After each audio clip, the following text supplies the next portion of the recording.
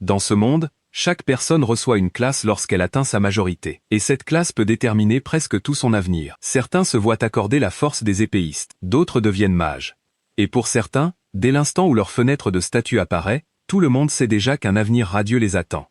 Mais il y a aussi ceux dont la vie s'effondre tout au fond, simplement parce qu'ils reçoivent une classe méprisée par la société. Et le chevalier lourd fait partie de ces classes.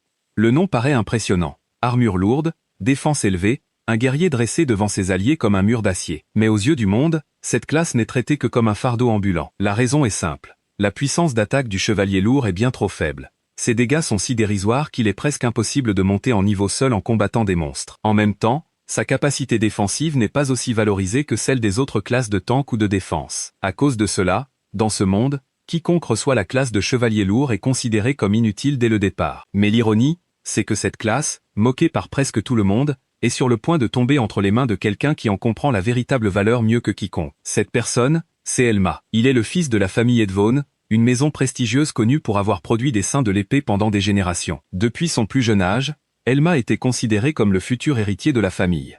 Ainsi, lors de la cérémonie de bénédiction appelée baptisma, son père était presque certain que son fils recevrait la bénédiction du dieu de l'épée, et deviendrait un véritable saint de l'épée. Pour une famille qui plaçait l'honneur au-dessus de tout, une classe n'était pas seulement une aptitude personnelle, c'était aussi la preuve de la valeur de leur lignée. Cela signifiait que la cérémonie de bénédiction d'Elma n'était pas un simple rituel de passage à l'âge adulte. C'était le moment qui déciderait s'il était digne d'hériter de la famille Edvone. Mais à l'instant où la cérémonie commença, quelque chose d'étrange se produisit. Les souvenirs de la vie antérieure d'Elma s'éveillèrent soudainement. Il se rappela qu'il avait autrefois vécu dans un autre monde. Et le monde dans lequel il vivait désormais ressemblait presque exactement à un jeu en ligne en VR dont il avait jadis été obsédé. Magic World. Pour une personne ordinaire, se souvenir brusquement d'une vie antérieure aurait pu suffire à plonger l'esprit dans le chaos. Mais la première réaction d'Elma fut exactement celle qu'on attendrait d'un joueur chevronné. Si ce monde ressemblait vraiment à Magic World, alors le système de classe, la fenêtre de statut, l'arbre de compétences, la répartition des points de caractéristiques, et même les stratégies de construction de personnages, pourraient tous être exploités à son avantage. Dans Magic World, il existait de nombreuses classes qui paraissaient extrêmement faibles au début. Mais si un joueur savait répartir ses points correctement, ces classes pouvaient devenir complètement démesurées par la suite. Pour cette raison, Elma commença à espérer. Peut-être que cette fois, il recevrait une classe extrêmement rare. Un pouvoir qui lui permettrait d'utiliser toute sa connaissance du jeu pour dominer ce nouveau monde. Mais la vraie vie ne récompense pas toujours les joueurs aussi facilement. La fenêtre de statut apparut. Elma n'était que niveau 1. Ses PV étaient de 10 sur 10, ses PM de 4 sur 4, son attaque valait 3, sa défense valait 3, sa magie valait 5, et son agilité valait 3. À première vue, aucune de ces caractéristiques ne semblait spéciale. Et surtout, la classe que le système lui avait accordée était chevalier lourd, la classe même que le monde entier jugeait sans valeur. Comme les souvenirs de ces deux vies venaient tout juste de se mêler, Elma dit accidentellement à son père qu'il avait reçu la classe de saint de l'épée. Cette déclaration éveilla immédiatement les soupçons de son père. Il exigea de voir la véritable fenêtre de statut d'Elma. Et lorsque la vérité fut révélée, toutes les attentes s'effondrèrent en un instant. Il n'y avait aucun saint de l'épée. Il n'y avait qu'un chevalier lourd de niveau 1, avec des caractéristiques de départ que tous jugeaient épouvantables. Le père d'Elma entra dans une rage folle. Pour lui, ce n'était pas simplement un mauvais résultat, c'était une honte pour toute la famille Edvone. Une prestigieuse famille de saints de l'épée avait produit un héritier doté d'une classe méprisée par le monde entier. Elma tenta d'expliquer que le chevalier lourd possédait un potentiel défensif extrêmement élevé, en particulier en matière de PV et de résistance. Mais aux yeux de ce monde, une défense solide ne valait rien si l'on ne pouvait pas infliger de dégâts. Ici, les gens ne valorisaient que les classes capables de frapper fort, de tuer les monstres rapidement et de monter en niveau facilement. Les classes qui exigeaient une compréhension des mécaniques, une répartition précise des compétences et un développement à long terme, étaient traitées comme des produits défectueux. En d'autres termes, le chevalier lourd n'était pas véritablement inutile. C'était simplement que ce monde manquait des connaissances nécessaires pour comprendre comment s'en servir. Mais le raisonnement d'Elma ne comptait pour rien à cet instant. Son père ne voulait entendre aucune analyse. Tout ce qu'il voyait, c'était un fils qui n'avait pas répondu à ses attentes. Et ainsi, Elma fut battue, insultée et traitée comme une tache sur le nom de la famille. Mais la tragédie ne s'arrêta pas là. Juste après Elma, Malice, une jeune fille issue d'une branche cadette de la lignée Edvone, s'avança pour recevoir sa bénédiction. Contrairement à Elma, Malice reçut la classe de saint de l'épée. C'était exactement ce que le père d'Elma avait espéré. C'était le symbole de la puissance de la famille. Et c'était la classe qui changea le statut de Malice en un instant. Le père d'Elma adopta immédiatement Malice comme sa fille officielle. Il fit d'elle la nouvelle héritière de la famille Edvone. Quant à Elma, le garçon initialement destiné à tout hériter, il fut démis de sa position sur le champ. Tout se produisit avec une cruelle rapidité. Quelques minutes plus tôt, il était le jeune maître dont tous attendaient de grandes choses.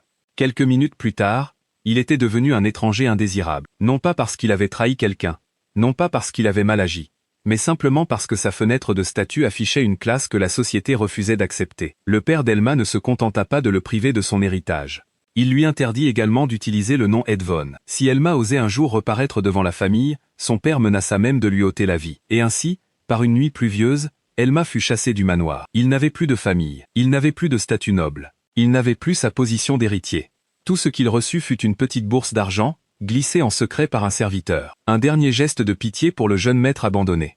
De quelqu'un préparé à hériter d'une famille de saints de l'épée, Elma devint officiellement un exilé. En termes de jeu, c'était comme créer un nouveau personnage et se faire expulser de la maison principale immédiatement. Aucun nom de famille, aucun héritage. Et un inventaire de départ si pauvre qu'il en devenait presque tragique. Mais Elma ne s'effondra pas, car il connaissait une vérité que ni la famille Edvon ni ce monde ne comprenaient. Le chevalier lourd n'était pas inutile. Il n'était inutile qu'entre les mains de gens qui ne comprenaient pas son fonctionnement. Et pour quelqu'un qui avait entièrement maîtrisé Magic World comme Elma, cette classe pourrait bien devenir la voie la plus puissante pour renverser son destin. Après avoir quitté sa famille, Elma se rendit dans la ville de Rondarme. Là, il comprit rapidement que les préjugés envers les classes n'existaient pas seulement au sein de la maison Edvon. Ils étaient profondément enracinés dans la société elle-même. Les groupes d'aventuriers privilégiaient les personnes dotées de classes offensives puissantes, ceux qui pouvaient attaquer vite, ceux qui pouvaient infliger des dégâts visibles. Les classes jugées difficiles à utiliser, ou dépourvues de dégâts directs, n'avaient presque aucune place. Cela devint évident à travers Luce, une jeune fille en costume de clown, à qui ses coéquipiers reprochaient de ne pas gêner la mission. Rien qu'en observant la manière dont Luce était traitée, Elma comprit immédiatement une chose. Dans ce monde, les personnes affublées de classes méprisées étaient toutes forcées d'endurer le même genre de mépris qu'il venait lui-même de subir. Pour Elma, cette scène prouvait encore autre chose. La mentalité de combat de ce monde était erronée dès ses fondations. Les gens ne regardaient que la puissance immédiate. Ils ignoraient complètement les classes qui exigeaient de la stratégie, de la planification, une répartition adéquate des points et une compréhension plus fine des mécaniques. À l'auberge, Elma rouvrit calmement sa fenêtre système. Il n'était plus le jeune maître de la famille Edvon. Il n'avait plus la protection d'une maison noble. Mais il possédait encore la chose la plus importante. Ses souvenirs de Magic World. Cependant, Elma ne devint pas imprudent. Il découvrit rapidement que ce monde n'était pas totalement identique au jeu d'origine. Son histoire, sa géographie, et même le nom de la ville, Rondarme, présentaient de légères différences avec les données dont il se souvenait. Ce monde ressemblait au jeu, mais il n'était pas le jeu lui-même. Il avait un système. Il avait des classes. Il avait des compétences. Mais il comportait aussi des différences qu'Elma ne pouvait pas encore pleinement comprendre. C'est pourquoi il décida de ne pas agir à la légère. La première chose qu'il devait faire était de revérifier l'arbre de compétences du chevalier lourd. Au niveau 1, Elma disposait de 5 points de compétences initiaux. Chaque fois qu'il gagnerait un niveau, il recevrait un point supplémentaire. L'arbre de compétences était divisé entre les compétences de classe fixe et les compétences aléatoires reçues à la création du personnage.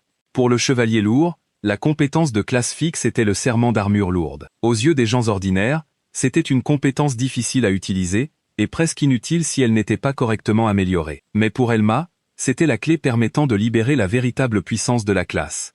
Au lieu de dépenser ses points dans de simples augmentations de défense ou dans l'escrime de base, Elma investit ses points dans le serment d'armure lourde. Dès que la compétence atteignit le niveau 2, le système débloqua une nouvelle compétence active, forteresse de riposte. Et lorsque le serment d'armure lourde atteignit le niveau 5, Elma obtint un effet passif supplémentaire, défense plus 10. Dès lors, le véritable style de jeu du chevalier lourd commença enfin à se révéler. Il ne s'agissait pas de courir plus vite que les monstres. Il ne s'agissait pas de frapper plus fort qu'eux. Il s'agissait de tenir bon.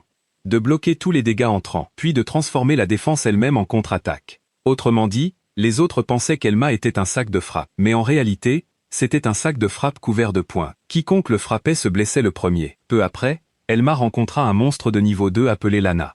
C'était sa première occasion de vérifier si les mécaniques des compétences fonctionnaient comme il s'en souvenait. Lorsque le monstre Lana se rua sur lui pour attaquer, Elma activa forteresse de riposte. L'attaque fut complètement bloquée. Comme Elma ne subit aucun dégât, l'effet de dégâts de riposte s'activa. Il renvoya des dégâts équivalents à sa statistique de défense. En conséquence, le monstre Lana fut détruit au moment même où il l'attaqua. Elma obtint une pierre magique de niveau 2 et atteignit officiellement le niveau 2. Le premier test avait réussi, et ce résultat prouvait que le chevalier lourd n'était pas faible du tout. Il ne combattait simplement pas de la manière que les habitants de ce monde imaginaient. Utilisé comme un épéiste lent, il serait inutile. Utilisé comme un bouclier qui se contente de rester immobile et d'absorber les dégâts, il serait méprisé. Mais si quelqu'un comprenait correctement la mécanique des dégâts de riposte, cette classe pouvait transformer les attaques de l'ennemi en armes. Immédiatement après, Elma découvrit un aventurier poursuivi par toute une meute de monstres Lana. L'aventurier, paniqué, dit à Elma de retirer son armure et de fuir. À ses yeux, un débutant ne pouvait absolument pas survivre face à autant de monstres. Pour lui, la situation était extrêmement dangereuse. Mais aux yeux d'Elma, tout était déjà clairement calculé. Forteresse de riposte ne fonctionnerait que s'il parvenait à bloquer complètement les attaques de mêlée de l'ennemi. Avec le bonus de sa compétence, sa défense actuelle et son équipement de départ, Elma était convaincue que ces monstres Lana de bas niveau ne pourraient pas percer sa défense. Pour n'importe qui d'autre, c'était une meute terrifiante. Pour Elma, cela ressemblait à un tas de points d'expérience se livrant directement à sa porte. Il chargea droit au milieu de la meute de Lana. Il n'esquiva pas, il ne courut pas, et il n'eut besoin d'aucune compétence d'attaque spectaculaire. Tout ce qu'Elma avait à faire, c'était se placer au bon endroit, activer la bonne compétence, et laisser les monstres se précipiter vers leur propre défaite. À l'instant où les monstres Lana attaquèrent, Forteresse de riposte s'activa. Chaque coup fut bloqué, et dans le même instant, les dégâts renvoyés balayèrent toute la meute. Le combat se termina si vite, que l'aventurier secouru ne comprit même pas ce qui venait de se passer. Un chevalier lourd débutant, d'une classe que tous jugeaient inutile, avait anéanti à lui seul une meute entière de monstres en un clin d'œil. Aucun soutien de groupe, aucune classe offensive puissante, aucune technique tape à l'œil, seulement de la défense et des dégâts renvoyés. Avec cela seul, Elma avait accompli ce que tous croyaient impossible. Après avoir été secouru, l'aventurier lui demanda son nom. Cette question rappela à Elma les paroles de son père. Il lui avait été interdit d'utiliser le nom Edvon. Il n'était plus considéré comme un membre de cette famille. Mais cette fois, Elma n'éprouvait plus ni douleur ni attachement envers son ancienne identité. La famille l'avait rejeté. Désormais, il n'avait plus besoin de vivre dans l'ombre de cette famille. Il n'était plus l'héritier abandonné de la maison Edvon. Il n'était plus le fils raté aux yeux de son père. Et il n'avait pas besoin du titre de saint de l'épée pour prouver sa propre valeur. À partir de cet instant, il avancerait par sa propre force. Et sa nouvelle identité était très simple. Elma, le chevalier lourd. Après avoir anéanti les monstres, Elma reçoit une énorme quantité d'expérience, passant directement du niveau 2 au niveau 8, ainsi qu'un nouveau titre, l'inébranlable. Lorsqu'il ouvre son écran de statut, ses points de vie sont montés à 30, et son attaque comme sa défense ont également connu de solides augmentations. En contemplant ces chiffres familiers, Elma devient encore plus certain que le système de ce monde est une copie parfaite de Magic World. C'est comme un vieux joueur se reconnectant à un compte familier. Un simple coup d'œil à l'interface suffit à savoir quel bouton mène à quelle compétence. Après avoir été sauvé de manière aussi spectaculaire, Arès est à la fois reconnaissant et impatient d'expliquer pourquoi il irait seul. Dans ce monde, un aventurier doit atteindre au moins le niveau 3 par lui-même avant de gagner ne serait-ce qu'un peu de crédibilité. Arès admet qu'il était désespéré de faire ses preuves, et qu'il a sauté l'étape consistant à former un groupe, ce qui a failli faire de lui de la nourriture pour grenouilles. Maintenant qu'il a rencontré Elma, il a l'impression d'avoir trouvé un trésor, et l'invite avec enthousiasme à retourner en ville pour former une équipe, promettant même de convaincre d'autres personnes malgré leurs préjugés contre les chevaliers en armure lourde. Mais Elma répond à tout cet enthousiasme par un refus glacial. Arès est complètement abasourdi, incapable de comprendre pourquoi un joueur purement défensif rejetterait la chance d'avoir des coéquipiers. Dans son esprit, un tank en solo ne pourra jamais monter en niveau correctement, et c'est exactement ainsi que tout le monde pense dans ce monde. Mais la logique intérieure d'Elma est dure et parfaitement claire. Il veut casser le jeu tout seul. S'il voyage avec des coéquipiers, l'expérience sera partagée, le butin sera partagé, et les titres rares ou compétences exclusives n'iront qu'à celui qui porte le coup final. En plus de cela, il ne veut pas perdre de temps à expliquer des builds optimisés à des gens déjà pleins de préjugés. Il ne ferait que demander ce qu'un chevalier en armure lourde pourrait bien accomplir. Bref, Elma raisonne comme un joueur chevronné qui veut farmer son rang seul, le plus efficacement possible. Aucune invitation ne peut le faire changer d'avis. Et plus profondément encore, les ombres de son père et de Malice réapparaissent dans son esprit. Le choc d'avoir été rejeté par sa famille brûle toujours en lui, poussant Elma à devenir invincible le plus vite possible. Il n'a pas le temps de porter des débutants ni de devenir un tank modèle pour qui que ce soit. Son refus glacial est aussi une déclaration silencieuse. Désormais, Elma ne se battra que pour son propre objectif. Par la suite, les fantômes du passé refusent toujours de lâcher Elma. L'image de son père glacial et le sourire de Malice ne cessent de traverser son esprit, comme un rappel qu'il n'a pas le temps de se reposer. Pour débloquer la véritable puissance d'un chevalier en armure lourde, il reste une montagne de travail. Pendant ce temps, Arès continue obstinément de le suivre comme une queue trop fidèle, marchant derrière lui tout en conseillant anxieusement à Elma de ne pas continuer à combattre des grenouilles de bas niveau, disant qu'il devrait viser des cibles plus fortes. Elma ne prend pas la peine de répondre, mais ne le chasse pas non plus, laissant le débutant le suivre avec bien trop d'enthousiasme. Puis le danger que redoutait Arès finit par arriver, sauf qu'il survient bien plus tôt que prévu, et à un niveau bien supérieur à ce qu'il imaginait. Une araignée magique géante tombe des arbres et attaque avec du feu au moment même où les deux s'arrêtent. Elma ouvre immédiatement le système, l'expression a changé bien que l'ennemi devant lui soit une Ariandipe de niveau 16, 2 fois son niveau actuel de 8. Dans un jeu, voir un boss rouge signifierait généralement qu'il faut fuir. Mais ici, Elma lit ces informations comme s'il consultait un wiki de monstres. La furtivité par les pas du ninja, le poison qui entrave les mouvements, et les crocs ardents de griffes de flammes qui peuvent tuer instantanément s'ils touchent. Le problème central est que Forteresse de Riposte sera inutile si sa défense n'est pas le double de l'attaque de l'ennemi, et à l'écart de niveau actuel, cette condition n'est pas encore réalisable. Voyant le danger, Arès s'avance en tremblant, l'épée à la main, avec l'intention de se sacrifier comme appât pour permettre à Elma de s'échapper. Arès est peut-être faible, mais il a du courage et est prêt à assumer la responsabilité de son erreur. Cependant, Elma l'arrête d'une main et déclare fermement « Ne t'inquiète pas ». Les joueurs chevronnés sont différents, car plus ils sont acculés, plus ils deviennent calmes lorsqu'ils fouillent leur arbre de compétences à la recherche d'un moyen de renverser le combat. Avec les 7 points de compétences gagnés lors de ses récentes montées de niveau, Elma investit tout dans le serment d'armure lourde, et le système débloque aussitôt une nouvelle compétence. Désarmement. Elle n'inflige pas beaucoup de dégâts, mais une fois par minute, elle peut réduire l'attaque de la cible de 20% pendant une minute. Rien qu'à entendre l'effet, on comprend que c'est la pièce parfaite pour permettre à un tank de renverser la situation. Elma n'hésite pas, il provoque l'araignée avec une confiance brûlante et charge. Ariandipe crache du poison. Elma le bloque avec son bouclier, et riposte immédiatement avec désarmement. Le système signale que l'ennemi a perdu 20% de son attaque. Le boss furieux abat griffes de flammes, la fumée et la poussière explosent partout, faisant hurler Arès de peur car il croit qu'Elma a été réduit en cendres. Mais grâce à son armure épaisse et à sa solide défense de base, Elma tient bon. Il ne s'arrête pas là. Tout en esquivant les attaques, il calcule les PM du boss, le jet de poison coûte 7, griffe de flamme coûte 5. Il attend le moment où l'araignée commence à s'essouffler, puis place un second désarmement, portant la réduction totale d'attaque à 40%. Mais cela ne suffit toujours pas à activer Forteresse de Riposte.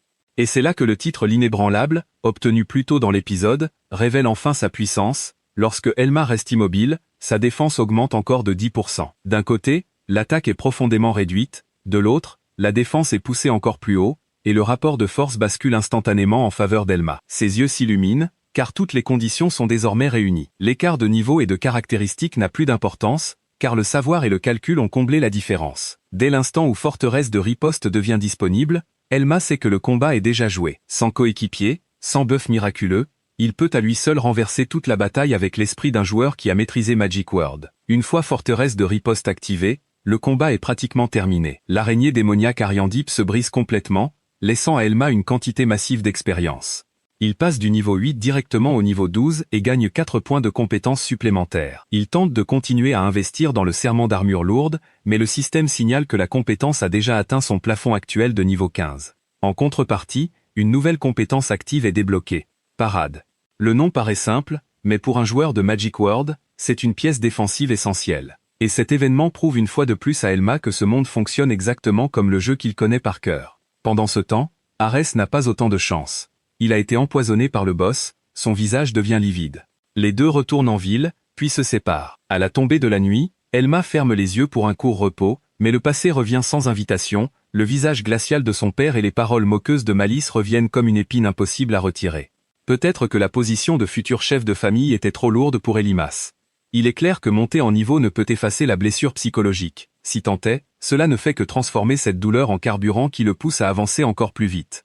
Le lendemain matin, Elma se rend à la guilde des aventuriers de Rondarme pour enregistrer son identité officielle. Dès qu'il entre, ses oreilles sont frappées par des mots comme « déchélant », uniquement à cause de l'étiquette chevalier en armure lourde. Il est classé rang F, le rang le plus bas d'un système allant de S à F. Mais le plus gros problème n'est pas les murmures autour de lui, c'est qu'il a découvert le plafond de niveau du serment d'armure lourde. S'il veut entrer dans un donjon, il doit d'abord monter au rang E. Et pour un joueur, avoir une compétence verrouillée parce que son rang est trop bas est aussi irritant qu'un lag survenant en plein combat. Elma refuse de rester bloqué longtemps. Il ouvre son sac magique, le seul objet chanceux qu'il lui reste après avoir été chassé de sa famille, et en sort l'énorme pierre magique d'Ariandipe. Lorsqu'il la pose sur le comptoir, la réceptionniste manque de laisser tomber ses lunettes. Un bleu de rang F rapportant un butin de ce niveau ne peut signifier que deux choses. Soit c'est un génie, soit il l'a obtenu par un moyen douteux. Les aventuriers autour de lui choisissent immédiatement la seconde explication et l'accusent bruyamment de tricher. Elma les ignore tous et demande directement la quête de montée de rang. Son attitude est assez froide pour montrer clairement qu'il n'a aucune envie de se justifier auprès d'un monde qu'il a déjà jugé. La scène se déplace ensuite vers un cimetière lugubre en pleine nuit. La quête de montée de rang n'est manifestement pas faite pour les âmes sensibles. Là, Elma rencontre un aventurier chevronné bâti comme un ours, une barbe épaisse couvrant la moitié du visage et une voix de tonnerre. L'homme marche vers lui, incarnant tous les préjugés de la ville, et traite Elma d'imposteur qui ose prétendre avoir vaincu Ariandip au niveau 12 seulement. Sans écouter la moindre explication, l'homme lève le poing pour donner une leçon au bleu à sa façon. Mais ce à quoi il ne s'attend pas, c'est qu'Elma dévie le coup aussi légèrement qu'on chasse de la poussière. Le mouvement n'emploie aucune force brute, seulement la parade nouvellement débloquée qui connaît enfin son premier moment de gloire, laissant l'homme figé, les yeux écarquillés d'incrédulité. La confrontation s'arrête sur cet instant de tension, laissant une question en suspens. Cet homme colossal est-il le dernier obstacle sur la route d'Elma, ou seulement le test d'ouverture d'une mission encore plus rude? Elma n'a aucune intention de poursuivre sa dispute avec Gautan. Il est venu au cimetière pour participer à une mission d'assaut majeure et obtenir la promotion au rang E, pas pour prouver qui est le plus fort dans une confrontation stérile. Des occasions comme celle-ci n'apparaissent pas souvent, et s'il laisse un conflit avec le chef de groupe tout gâché, il pourrait devoir attendre longtemps une autre chance. Après avoir soupçonné la situation, Elma baisse la tête et demande calmement à Gautan de le guider durant la mission. Gautan le déteste toujours visiblement, mais l'attitude respectueuse d'Elma lui donne une raison suffisante de mettre la querelle de côté et de reporter son attention sur l'opération. Gautan ordonne ensuite à Teal de partir en reconnaissance. Le jeune homme en rouge dégaine aussitôt son arme et active détection. Plusieurs anneaux magiques apparaissent autour de la lame avant de se répandre dans l'air, couvrant le cimetière et la forêt au-delà. Elma y reconnaît une compétence de détection extrêmement utile, particulièrement rare chez les aventuriers de bas rang. En quelques instants, Teal identifie une trentaine de monstres rassemblés plus profondément dans la zone. Plusieurs débutants se crispent visiblement à ce chiffre, tandis que Teal gagne encore en assurance. Il considère la réussite de son scan comme la preuve qu'il mérite une promotion, et demande aussitôt à Gautan d'envisager de l'élever au rang E après la mission. Gautan ne promet rien, se contentant de reconnaître le résultat et d'ordonner au groupe d'avancer. Chemin faisant, Teal réalise qu'Elma est l'aventurier dont tout le monde parle à la guilde. Il admet que vaincre Ariandip serait un exploit impressionnant, si l'histoire est vraie. Cependant, ce respect ne change rien à son opinion sur la classe de chevalier lourd. Teal considère toujours le métier d'Elma comme un choix désastreux. Que quelqu'un doté d'une telle capacité de combat soit prisonnier d'une classe que la société juge inutile lui semble un gâchis total. Elma ne se met pas sur la défensive. Il dit simplement qu'il aime sincèrement être un chevalier lourd. Teal suppose qu'il fait seulement semblant d'être satisfait pour dissimuler sa déception. Il dit à Elma de ne pas le gêner pendant la mission, puis reprend sa place dans la formation. Elma observe discrètement l'équipement de Teal, et en conclut qu'il est probablement un mage rouge. Dans Magic World, le mage rouge est une classe polyvalente capable d'utiliser l'épée, la magie offensive, les sorts de soins et diverses compétences de soutien. En apparence, c'est un métier complet et parfait. En réalité, cette polyvalence le rend extrêmement difficile à développer correctement. Les points de compétence doivent être répartis entre plusieurs branches, et chaque aptitude exige des investissements. Sans un build soigneusement planifié, l'utilisateur finit par savoir faire beaucoup de choses sans exceller en aucune. En termes de complexité, le mage rouge peut être encore plus difficile à utiliser efficacement que le chevalier lourd. Pourtant, Elma ne méprise pas Teal. Ce monde n'est pas un jeu, et ses habitants n'ont ni base de données, ni guide de stratégie, ni connaissances accumulées au fil d'innombrables expériences. Dans ces conditions, les classes aux compétences évidentes, aux aptitudes flexibles et à l'utilité immédiate reçoivent naturellement plus de respect qu'une classe comme le chevalier lourd, qui ne devient puissante que lorsque ses mécaniques sont comprises et exploitées correctement, soit rejetée comme sans valeur n'est pas difficile à comprendre. Lorsque le groupe atteint la partie la plus profonde du cimetière, Gautan rassemble tout le monde et révèle la cible principale. Les morts vivants de cette zone sont commandés par une tête de goule. Le nom seul suffit à rendre plusieurs débutants nerveux. Gautan annonce qu'il est un aventurier de rang D et qu'il s'occupera personnellement du chef. Tous les autres doivent se tenir à l'écart du combat principal et se concentrer sur l'élimination des morts vivants plus faibles. Il les prévient également qu'une fois engagé contre la tête de goule, il ne pourra pas faire demi-tour pour secourir quiconque se retrouverait en difficulté. La plupart du groupe suppose que la mission sera simple tant qu'ils garderont leur distance et laisseront Gautan vaincre l'ennemi le plus puissant. Elma, en revanche, ne peut faire confiance à un plan qui repose entièrement sur une seule personne. D'après ses connaissances du jeu, une tête de goule est normalement de niveau 30 environ.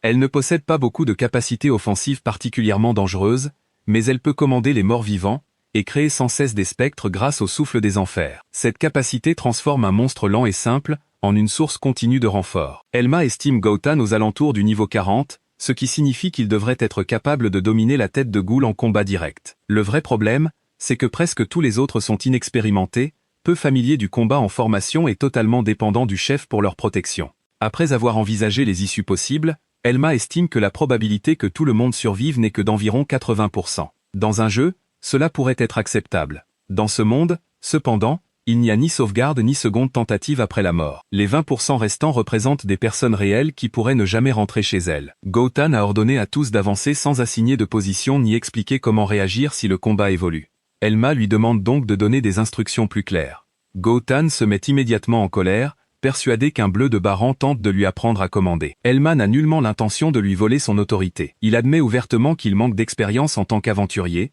mais c'est précisément pour cela que le reste du groupe inexpérimenté a besoin de savoir où se placer, comment coopérer, et quoi faire si les morts-vivants attaquent de plusieurs directions à la fois. Teal est visiblement effrayé, mais choisit tout de même de se moquer d'Elma pour gagner l'approbation de Gotan. Il prétend qu'Elma doit être terrifiée, et qu'il supplie le chef de le protéger, contrairement aux hommes plus courageux du groupe. Les autres débutants restent silencieux, alors même qu'Elma est la seule personne à défendre leur sécurité. Leur réaction le frustre, mais il ne peut se résoudre à les abandonner. Gotan annonce froidement que quiconque pense devenir un fardeau est libre de se retirer. Elma cesse de discuter. Il comprend que le chef n'a aucune intention de modifier le plan. À partir de maintenant, si la formation s'effondre, Elma devra protéger les autres lui-même. À l'instant où l'avertissement s'achève, le cimetière se met à trembler. Les tombes se fendent tandis que des spectres rampent hors de la terre et progressent entre les pierres tombales. La terreur se répand dans le groupe, y compris chez Teal, dont l'assurance disparaît dès l'apparition des monstres. Plus loin dans le cimetière, l'énorme tête de Ghoul se dresse, une massue gigantesque à la main. Gotan charge immédiatement vers le chef avec sa hache de combat, laissant les débutants gérer seuls toute la nuée de morts-vivants inférieurs. Gotan ordonne à Teal et Paul d'avancer et d'établir une ligne de front, mais l'apparition d'autant de morts-vivants venant de directions différentes fait s'effondrer la formation presque immédiatement. La plupart de ces aventuriers n'ont jamais combattu un groupe entier de monstres, encore moins des ennemis comme les spectres. Ces créatures ressemblent à des humains mais ne ressentent aucune douleur, ne montrent aucune peur, et continuent d'avancer même après avoir subi de graves blessures. Ce spectacle fige les débutants. Sans ordre clair, chacun choisit une cible différente, se retourne constamment pour vérifier ses arrières, et expose accidentellement les angles morts de ses voisins. Elma analyse le champ de bataille et confirme que la tête de Ghoul utilise une massue ordinaire. Avec l'écart de niveau actuel, Gotan devrait pouvoir la contenir. Le véritable danger réside dans les spectres qui encerclent la ligne arrière. Si les débutants ne parviennent pas à les éliminer, ils finiront par gêner le combat de Gotan contre la cible principale. Plutôt que de blâmer les aventuriers apeurés, Elma leur donne le plan le plus simple possible. Il ordonne à tous de rester groupés, de protéger l'arrière, et d'attaquer derrière lui. Elma, lui, se portera en première ligne et attirera tous les spectres vers sa position. Plusieurs personnes protestent aussitôt. Même si Elma a de l'expérience au combat, ils estiment qu'un chevalier lourd seul face à toute une nuée de morts-vivants revient pratiquement à chercher la mort. Des attaques venant d'autant de directions devraient submerger n'importe quelle défense et dépasser la capacité de soin de n'importe quel mage de soutien. Elma n'explique pas tous les détails des mécaniques de sa classe. Il demande simplement aux autres de lui faire confiance et de signaler tout imprévu. Dégainant son épée, il quitte la formation et marche droit vers les spectres. Son armure lourde et brillante attire immédiatement les monstres les plus proches. L'un après l'autre, ils abandonnent leur cible précédente et se ruent vers lui. Le premier spectre abat son arme, mais Elma active parade, dévie la lame et brise l'attaque avant qu'elle ne touche son armure. Une autre créature charge par derrière. Elma se retourne, bloque le coup et tient sa position sans laisser passer un seul coup à travers sa défense. À mesure que davantage de spectres se rassemblent autour de lui, les aventuriers derrière gagnent enfin assez d'espace pour reformer leur formation. Une fois la nuée bien agglutinée, Elma lève son bouclier et active forteresse de riposte. Des dizaines d'armes s'abattent en même temps, mais chaque attaque est stoppée. Un instant plus tard, la force accumulée explose dans toutes les directions. Les spectres alentours sont soulevés du sol et détruits simultanément. La moitié des morts vivants disparaît en une seule contre-attaque, laissant les débutants bouche bée. Elma avait dit qu'il attirerait les ennemis, mais il a apparemment oublié de préciser qu'il comptait aussi en effacer la plupart. Elma explique que le rôle du chevalier lourd est de se tenir à la position la plus dangereuse, d'attirer autant d'ennemis que possible, et de transformer cette pression en avantage pour tout le groupe. Il continuera de tenir la première ligne, tandis que les autres n'auront qu'à éliminer les monstres qui échappent à son contrôle et à l'avertir si quelque chose change. Après avoir assisté à sa performance, la peur du groupe commence rapidement à se dissiper. Les mêmes aventuriers qui se moquaient d'Elma resserrent maintenant leur prise sur leurs armes, et commencent à coopérer au lieu d'attendre passivement que Gotan vienne les sauver. Elma se déplace entre les pierres tombales, attirant sans cesse les spectres à lui, utilisant parade pour briser leurs attaques d'ouverture, et activant forteresse de riposte une fois assez d'ennemis rassemblés. Le combat fait aussi passer son niveau de 15 à 16. Lui accordant un point de compétence supplémentaire, et confirmant que les zones remplies d'un grand nombre d'ennemis faibles sont des environnements idéaux pour la progression d'un chevalier lourd. Les débutants ne voient plus Elma comme quelqu'un prisonnier d'un métier inutile. Il est devenu la personne la plus fiable de leur côté du champ de bataille. Lorsqu'un aventurier propose d'aller soutenir Gotan, Elma refuse immédiatement. Le niveau de la tête de Ghoul dépasse de loin celui de tous les autres membres du groupe. Ils infligeraient très peu de dégâts, et entrer dans le combat pourrait faire d'eux des obstacles. Le choix le plus sûr est de tenir leur position, d'éliminer les spectres restants et de laisser le chef à quelqu'un d'assez fort pour l'affronter correctement. De l'autre côté du cimetière,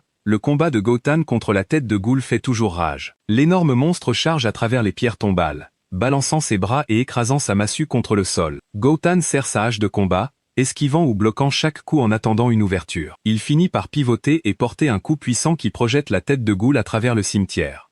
La terre et la pierre brisée explosent dans les airs, mais le monstre ne reste au sol que brièvement avant de se remettre debout.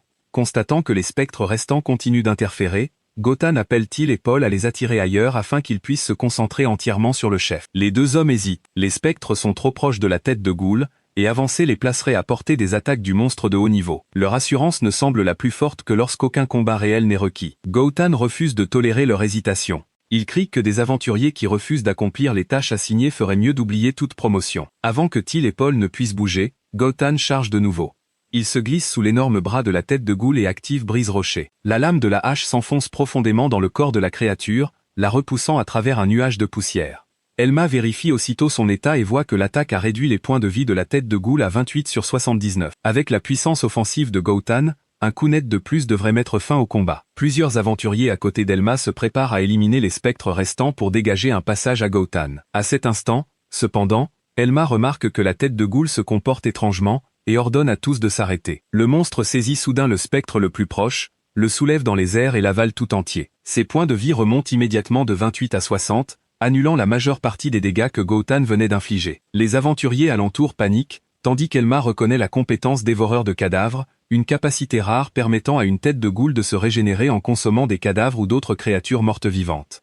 Toutes les têtes de Ghoul ne la possèdent pas, et en rencontrer une dotée de cette compétence rend la mission bien plus difficile. Malgré tout, ce n'est pas la santé restaurée qui inquiète le plus Elma. Si le monstre voulait seulement utiliser dévoreur de cadavres une fois pour prolonger le combat, il n'aurait pas rassemblé un si grand nombre de spectres. Pourtant, il continue d'attirer à lui les morts vivants restants, agissant avec une désespérance croissante, et de façon totalement différente des données du jeu dont Elma se souvient.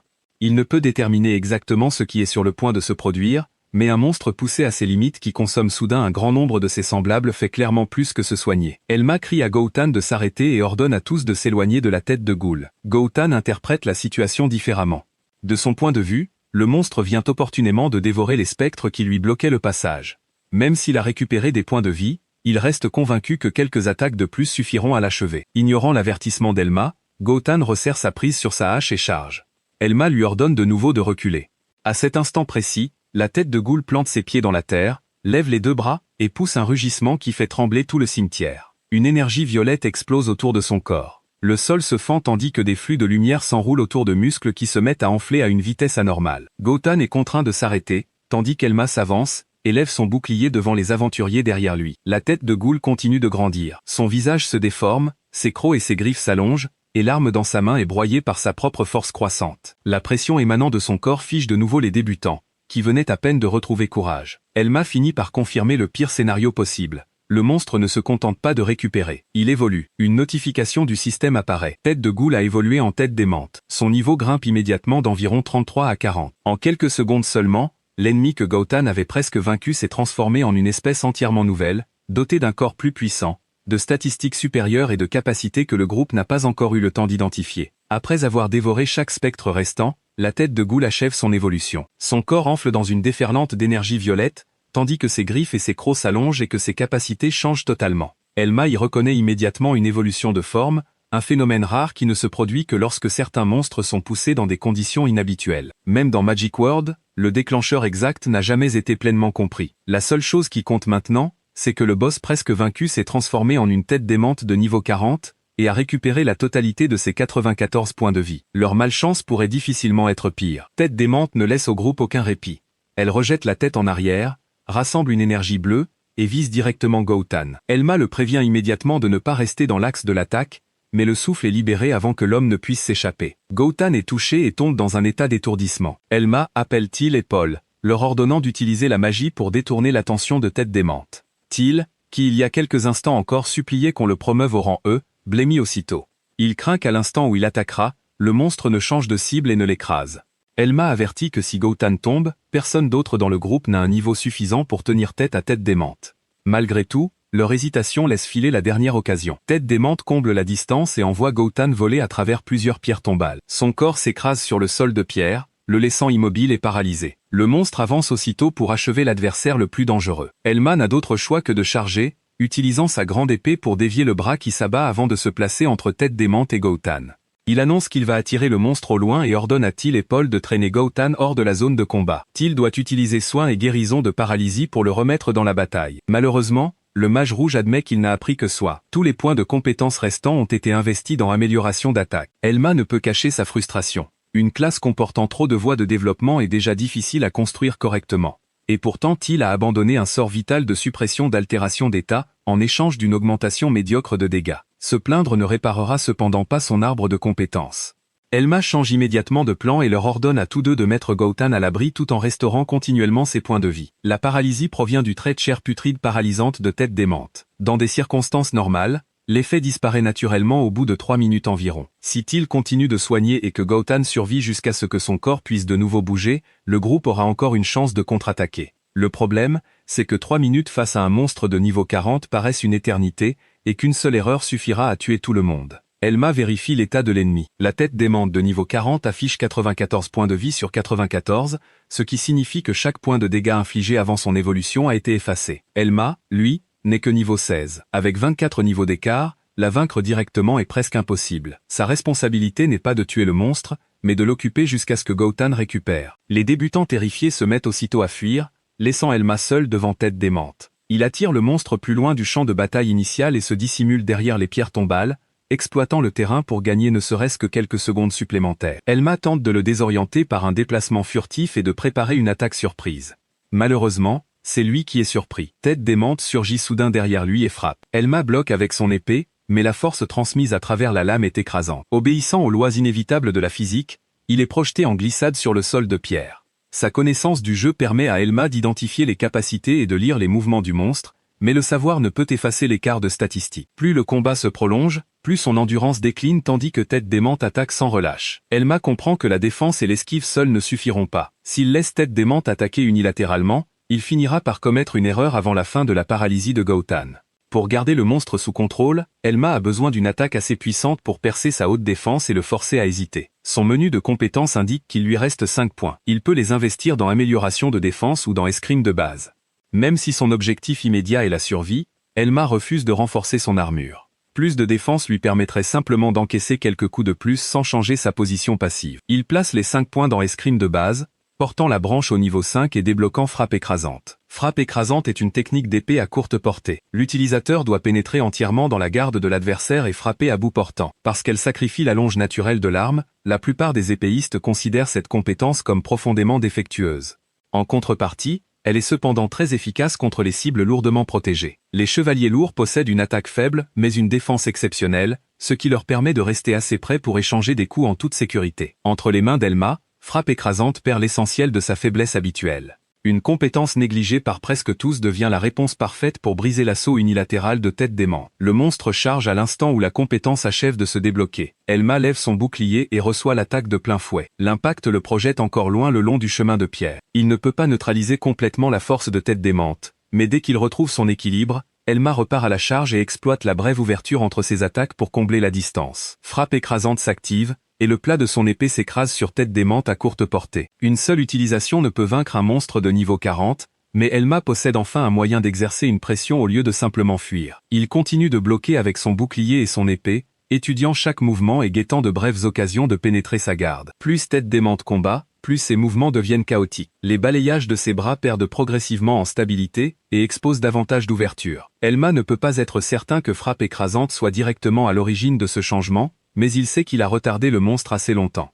À cet instant précis, Gotan surgit d'en haut. La paralysie a pris fin, et les points de vie maintenus par les soins de Teal lui suffisent pour revenir au combat. Resserrant sa prise sur sa grande hache, Gotan met tout ce qu'il a dans taillade tueuse de dragon et abat l'arme directement sur la tête du monstre. Une énergie rouge déchire tout le corps de Tête Démente. Le monstre n'a pas le temps de se retourner pour répondre à l'attaque venue d'en haut. Sa forme gigantesque perd immédiatement toute force et s'effondre. Quelques secondes plus tard, Tête Démente se dissout en particules de lumière à travers le cimetière. C'est seulement alors que les aventuriers survivants osent enfin acclamer et confirmer leur victoire. L'expérience d'un monstre de niveau 40 fait passer Elma directement du niveau 16 au niveau 23. Gotan n'arrive pas à croire qu'un aventurier de rang F ait survécu au même assaut implacable qui a failli le tuer. Elma admet qu'il avait lui aussi atteint sa limite absolue. Si Gotan était revenu ne serait-ce qu'un peu plus tard, Elma aurait été le suivant à tomber. Après plusieurs secondes de silence, Gotan présente directement ses excuses à Elma.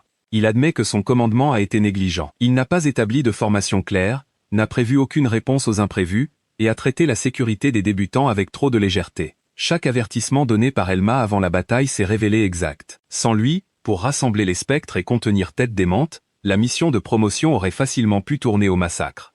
Gotan lui cède ensuite l'intégralité de la récompense. Une pierre magique de niveau 40 apparaît parmi les restes du monstre. Sa taille et son éclat suffisent à révéler son énorme valeur. Immédiatement après, un bouclier rouge tombe à côté, orné d'un visage démoniaque, de 2 grandes cornes et de dents dorées. C'est un objet rare obtenu d'un monstre de niveau 40. Elma tente de donner le bouclier à Gotan, puisque c'est lui qui a porté la taillade tueuse de dragon finale. Gotan refuse immédiatement. Il a déjà déclaré que Tête Démente était l'exploit d'Elma et ne reviendra pas sur sa décision. Les informations de l'objet l'identifient comme le bouclier du démon dément, qui augmente la défense de 25 points et vaut 3 millions de G sur le marché. Gotan le veut visiblement après avoir vu le prix, mais il a déjà renoncé à ses droits et ne peut pas reprendre ses paroles. Chaque fois que le porteur bloque avec succès une attaque grâce au bouclier, le coup suivant reçoit 8 points d'attaque supplémentaires. L'effet semble presque parfaitement conçu pour le style de combat du chevalier lourd. La défense élevée d'Elma lui permet de bloquer presque toutes les attaques d'adversaires de son niveau, tandis que l'attaque ajoutée compense directement la plus grande faiblesse de la classe. Elma s'enquiert des résultats de la promotion. Gotan l'assure qu'il n'y a pas de quoi s'inquiéter. Il rapportera personnellement que refuser de promouvoir Elma au rang E serait une perte pour la guilde. Avant la mission, les responsables de la guilde avaient demandé à Gotan d'observer si Elma pouvait tricher. Le combat dans le cimetière a prouvé que ses soupçons provenaient entièrement de préjugés. Till s'approche également et demande à être promu, rappelant à Gotan que ses soins ont contribué à son retour au combat. Gotan explose aussitôt de colère. Dès qu'il a vu le monstre, Till s'est enfui comme s'il échappait à une catastrophe naturelle. Il devrait s'estimer heureux que Gotan ne l'ait pas déjà roué de coups, et pourtant il a encore le culot de réclamer une promotion. Dans un donjon, des situations bien plus dangereuses que celle-ci peuvent surgir à tout moment. Quelqu'un qui devient incapable d'agir lorsque ses compagnons ont besoin d'aide n'est pas qualifié pour accepter des missions de rang E. Après avoir quitté le cimetière sain et sauf, Elma et Gotan retournent à Rondarm et apportent le butin à la guilde des aventuriers pour accomplir les formalités officielles. L'employé de la guilde annonce une récompense si énorme qu'il ne manque plus à Elma que le nom d'un milliardaire célèbre. Gotan confirme que, pour cette seule mission, Elma a gagné plus d'argent que lui. Entendre une telle déclaration de la bouche d'un aventurier de rang D provoque aussitôt des vagues de conversation dans toute la salle. Beaucoup n'arrivent pas à croire qu'un chevalier lourd qu'ils jugeaient sans valeur soit revenu avec le butin d'un monstre de niveau 40. L'employé de la guilde demande une fois de plus à Gotan si Elma a réellement vaincu Tête de Ghoul après sa transformation. Plusieurs aventuriers évoquent l'incident précédent, où Elma était revenue avec une pierre magique bien au-delà de son niveau, et suggèrent qu'il a peut-être eu recours à un stratagème. Dans leur esprit, le chevalier lourd n'est rien de plus qu'une classe défensive inutile. Elma ne se précipite pas pour argumenter. Ces gens n'ont jamais assisté au combat et le jugent entièrement à travers leurs préjugés. Gotan refuse de laisser les accusations se poursuivre. Il demande directement si tout le monde dans la salle remet en cause l'exploit d'Elma, puis déclare que nier la contribution du garçon revient à insulter Gotan lui-même, le témoin qui a supervisé la mission et approuvé sa promotion. Personne dans la salle n'a envie d'insulter ouvertement un vétéran aussi respecté, et la conversation s'éteint aussitôt. Devant le bâtiment, Elma remercie Gotan de l'avoir soutenu. Le vieil aventurier ne lui répond que brièvement, lui disant de rester prudent avant de s'éloigner. L'objectif qui avait contraint Elma à ravaler sa fierté depuis le début est enfin atteint. Il est désormais officiellement un aventurier de rang E, et a l'autorisation d'entrer dans les donjons. Le résultat de la mission a également forcé tous ceux qui l'entourent à reconsidérer leur vision de sa classe. Forteresse de Riposte atteint son plein potentiel lorsque la défense d'Elma dépasse largement la puissance des attaques reçues. Dans les premières étapes, c'est une excellente méthode pour rassembler et détruire des groupes de monstres de bas niveau. Cependant, plus il progressera loin, plus ses adversaires deviendront puissants, et l'écart de défense se réduira progressivement. Si Elma se repose uniquement sur l'absorption des attaques et le renvoi de dégâts, il finira par atteindre une limite. Frappe écrasante lui offre une option offensive active, tandis que le bouclier du démon dément transforme chaque blocage réussi en puissance pour son attaque suivante. Malgré cela, son arbre de compétences actuel reste incomplet. À moins de découvrir une nouvelle voie de développement, il devra passer beaucoup de temps à farmer des niveaux avant de pouvoir affronter des donjons plus dangereux. Elma se fixe donc son prochain objectif, trouver le grimoire du croc ardent, un objet rare capable de débloquer un tout nouvel arbre de compétences. Il ignore encore où le livre est caché et quelles conditions doivent être remplies pour l'obtenir. Malgré tout, chercher vaut mieux que rester immobile à attendre. D'après sa connaissance de Magic World, le chevalier lourd n'atteint sa forme complète que lorsque le serment d'armure lourde est combiné au croc ardent. À ce moment-là, la classe n'est plus simplement un mur défensif dressé devant ses compagnons. La qualifier de build offensif ne la décrirait pas non plus pleinement. Le corps entier de l'utilisateur devient une arme vivante, capable d'absorber les attaques, de les renvoyer, et d'écraser ses adversaires par une force explosive. C'est le build que le monde actuel n'a jamais découvert. La résistance d'une classe de soutien combinée aux dégâts critiques d'un tireur d'élite. Grâce au souvenir de celui qui a jadis maîtrisé Magic World, Elma peut déjà entrevoir la destination qui l'attend. Elma parcourt tout rond d'armes et visite boutique après boutique, mais il ne trouve pas un seul endroit vendant ouvertement des livres de compétences. À ce stade, il commence à soupçonner que le livre dont il a besoin est peut-être bien plus rare qu'il ne l'avait initialement pensé. Avant de poursuivre ses recherches, Elma s'arrête chez un apothicaire pour renouveler ses réserves. Il demande 3 potions de soins, et la commerçante lui annonce que le total s'élève à 72 000 pièces d'or. Le prix le fait tiquer, car les mêmes articles étaient nettement moins chers dans Magic World. Cependant, un donjon est bien le dernier endroit où l'on devrait économiser sur les médicaments, alors il paie sans discuter. Il se contente de noter mentalement que l'inflation dans ce monde est sévère. Peut-être que la guilde des aventuriers injecte bien trop d'argent dans l'économie. Après avoir acheté les potions, Elma interroge la commerçante au sujet des livres de compétences. La femme semble surprise et lui demande s'il a obtenu sa profession il y a moins d'1 an. Elma admet qu'il est encore débutant. Elle lui explique alors que la vente publique de livres de compétences est interdite. Quiconque en découvre un peut l'utiliser personnellement, mais s'il souhaite le mettre en circulation, il doit le vendre par l'intermédiaire de la guilde des aventuriers. De là, la plupart des livres sont transmis directement aux nobles ou à l'église. Elma comprend immédiatement pourquoi ses recherches n'ont rien donné. Les livres de compétences ont déjà un taux de drop extrêmement faible, et la plupart de ceux qui arrivent sur le marché sont récupérés par de puissantes organisations avant même que les aventuriers ordinaires n'aient une chance de les voir. Elma n'a aucune preuve, mais il commence à soupçonner que la maison Edvon contrôle peut-être une grande partie des livres de compétences qui circulent dans Rondarme. Remarquant qu'Elma est dans une impasse, l'apothicaire baisse la voix. Elle dit qu'il existe peut-être encore un endroit capable de l'aider. Elle sort une carte dessinée à la main et marque une boutique cachée au fond du vieux quartier. Le magasin est spécialisé dans les objets récupérés sur les corps d'aventuriers qui ne sont jamais revenus de leurs expéditions.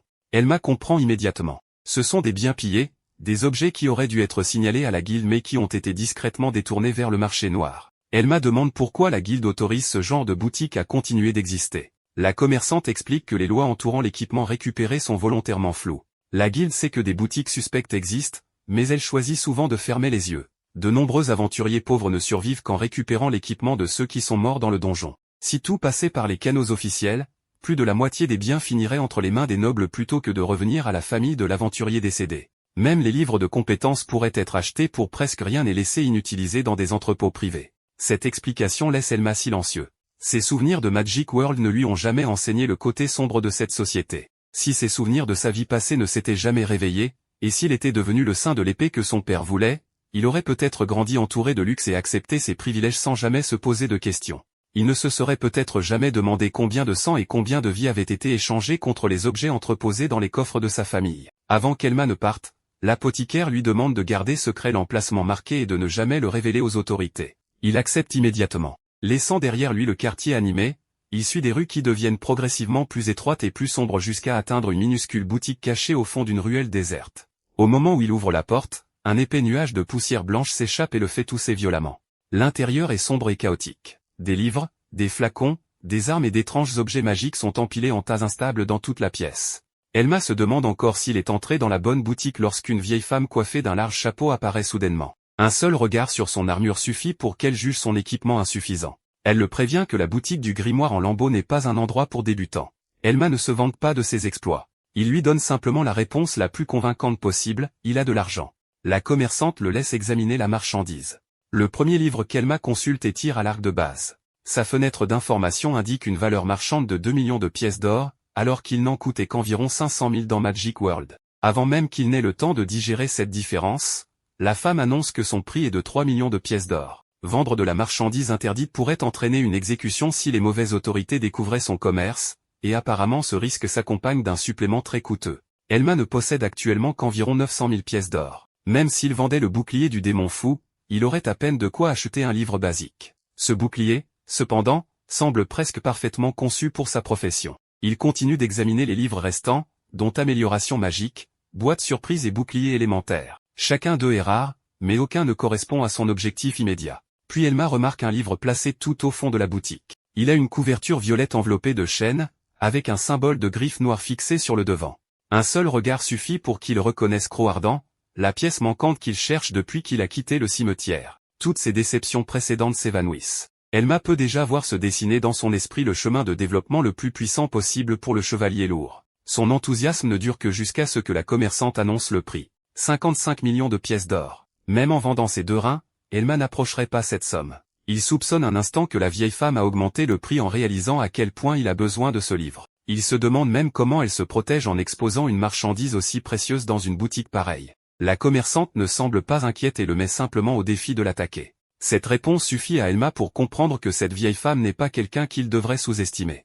Il la supplie de ne vendre le livre à personne d'autre, en lui promettant de réunir 50 millions de pièces d'or et de revenir. La femme accepte, puis ajoute négligemment 5 millions de plus au prix. Apparemment, même les marchands du marché noir croient aux intérêts. Incapable d'acheter Croc-Ardent, Elma quitte la boutique avec un nouvel objectif, gagner 55 millions de pièces d'or. Un calcul rapide montre que cette somme représente environ 60 fois la récompense de la mission d'assaut du cimetière. Il ne peut clairement pas s'attendre à ce que des missions aussi dangereuses et lucratives se répètent, et trouver puis revendre un autre livre de compétences spécifiques demanderait une chance impossible. Elma envisage plusieurs alternatives, comme améliorer l'escrime de base ou débloquer une branche d'attaque conventionnelle afin de chasser les monstres plus efficacement seul. Il rejette rapidement ces 2 idées. Les points de compétence sont des ressources limitées. Investir dans 2 directions incompatibles diviserait sa puissance, et une fois qu'il aura enfin obtenu Croc-Ardent, chaque point dépensé dans une build temporaire pourrait devenir un fardeau irréversible. Elma refuse de ruiner toute la progression de son personnage simplement parce qu'il est impatient de gagner de l'argent.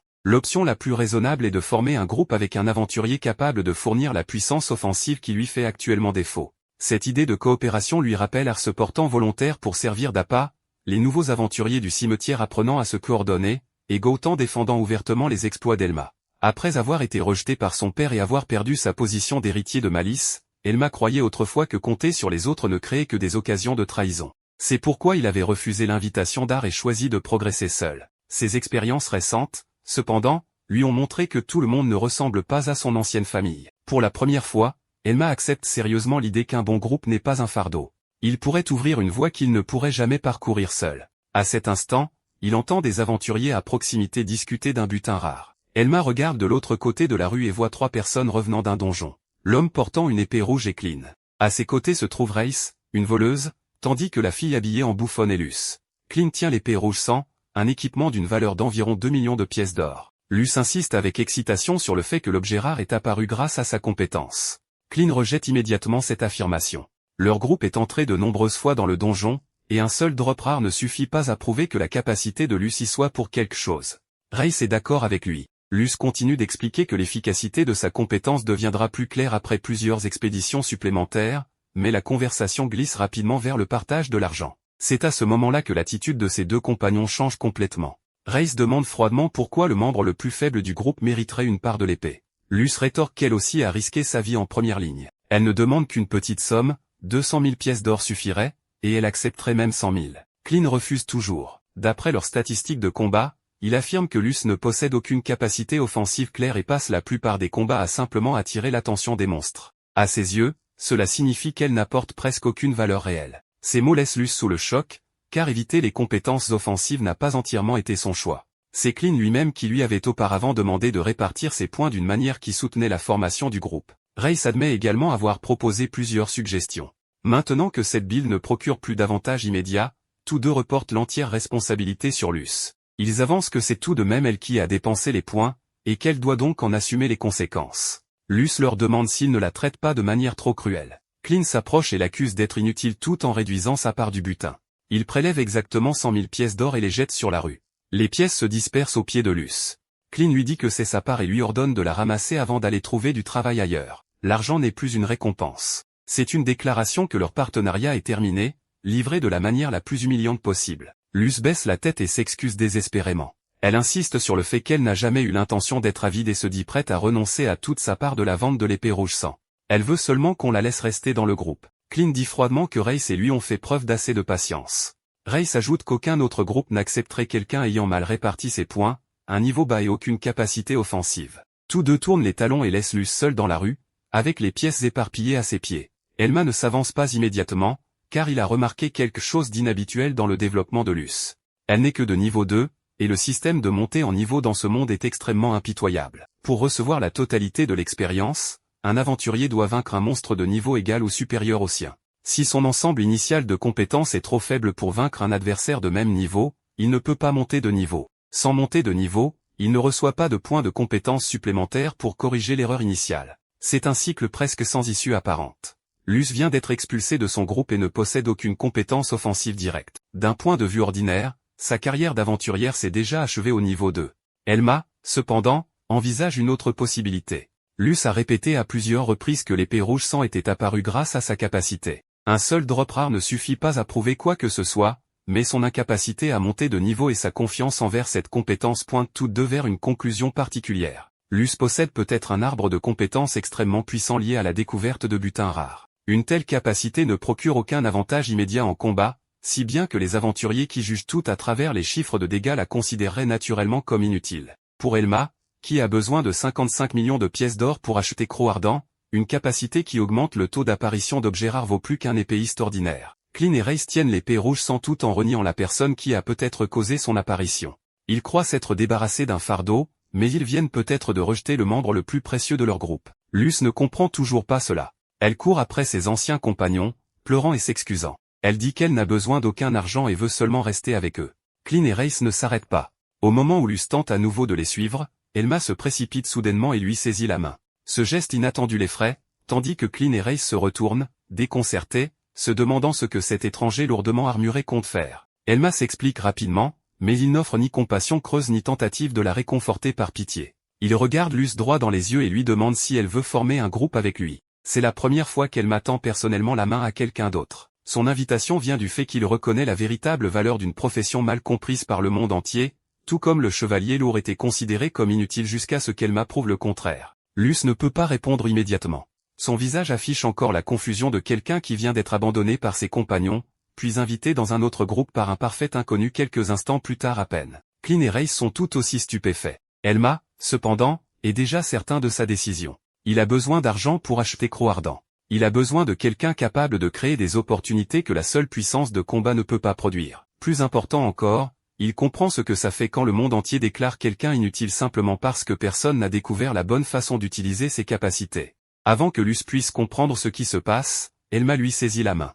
Non seulement il l'empêche de courir après les personnes qui viennent de l'humilier, mais il lui propose directement de former un groupe. Le butin futur sera réparti selon un ratio de 80 pour 20. Luce suppose d'abord qu'elle ne recevra que 20%, ce qui ne serait guère mieux que l'exploitation dont elle vient d'échapper. Elma précise immédiatement qu'elle recevra 80%, tandis qu'il n'en a besoin que de 20. Cette offre extraordinairement généreuse laisse Luce complètement déconcertée. Elle vient de tomber par hasard sur une opportunité extrêmement avantageuse, mais l'enthousiasme d'Elma la fait rougir et lui demander de se calmer. Personne n'a fait quoi que ce soit qui devrait le rendre aussi excité. Leur échange bruyant attire également l'attention de Clint et Race, qui se retournent et les remarquent. Clint exige de savoir qui est Elma. Elma se présente calmement et explique qu'il les a clairement entendus retirer Luce de leur groupe. S'ils n'ont plus besoin d'elle, il a l'intention de la recruter lui-même. Clint l'avertit immédiatement que Luce ne possède aucune capacité offensive fiable, ce qui lui rend extrêmement difficile de vaincre des monstres et de gagner des niveaux de façon indépendante. L'accepter serait l'équivalent de s'attacher un poids lourd à la jambe.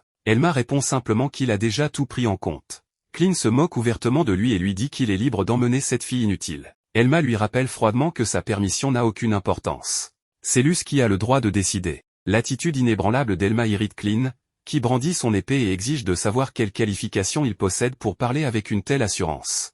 Elma répond qu'il est un chevalier lourd de niveau 23, un aventurier de rang E qui continue d'opérer seul. Selon la croyance commune, une classe axée sur la défense et considérée comme presque inutile ne devrait jamais être capable d'atteindre ce niveau de manière indépendante. Luce admet avec hésitation qu'elle n'est qu'au niveau 13 et craint que l'écart entre eux ne fasse d'elle à nouveau un fardeau. Elma lui dit de ne pas s'inquiéter et l'assure que tout ira bien si elle vient avec lui. L'observatrice Race comprend rapidement qu'un aventurier de rang E capable de travailler seul ne céderait pas 80% du butin sans raison, juste pour recruter quelqu'un considéré comme faible. Elle commence à soupçonner que les capacités de Luce possèdent peut-être une réelle valeur. Clean aux cheveux roux refuse d'admettre qu'il a peut-être mal jugé la situation. Il se convainc qu'Elma a probablement été expulsée d'un autre groupe ou souhaite simplement s'approcher de Luce parce qu'il la trouve attirante. Laisser Luce partir évite également que leur groupe soit critiqué pour avoir abandonné une compagne après qu'elle a mal investi ses points de compétence.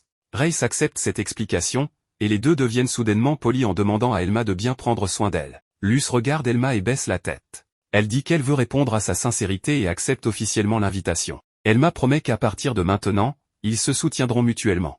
C'est la première fois depuis que sa famille l'a rejeté qu'il a véritablement un compagnon à ses côtés. Leur nouveau groupe réunit deux classes méprisées par la société, mais toutes deux possèdent des voies de développement que presque personne ne comprend correctement. Clean refuse toujours de laisser les choses se terminer ainsi. Il désigne les 100 000 pièces d'or éparpillées sur la route, les appelle le cadeau d'adieu de Luce et lui dit de les ramasser elle-même. Elle commence instinctivement à se pencher, car c'est tout de même une somme considérable. Elma l'arrête immédiatement. Il n'acceptera pas que Clean jette de l'argent par terre et oblige Luce à se mettre à genoux pour le ramasser, comme si elle recevait l'aumône. Elle m'a dit que c'est à celui qui a éparpillé l'argent de le ramasser lui-même. Luce n'a aucune raison d'accepter quoi que ce soit de cet arrogant roux. Il l'emmène ensuite avec lui.